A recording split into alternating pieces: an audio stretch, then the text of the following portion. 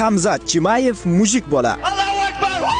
Asli chechenistonlik bo'lgan Hamzat Chimayev endi Shvetsiya bayrog'i ostida jang qilmaydi. Chunki Shvetsiyada Qur'on kitobi yoqib yuborildi. Chimayev UFC'ning hozirgi kundagi asosiy yulduzlaridan biri. U Chechenistonda tug'ilgan, lekin 19 yoshidan beri Shvetsiyada yashaydi. Shu sababli ham Hamzat bir necha yillar mobaynida Shvetsiya bayrog'i ostida jang qildi. Ammo endi bunday bo'lmaydi. Chimayev endi Birlashgan Arab Amirliklari, ya'ni BA bayrog'i ostida UFC'da paydo bo'ladi. Hattoki arablarning fuqaroligini olganini ham uning menejeri tasdiqladi.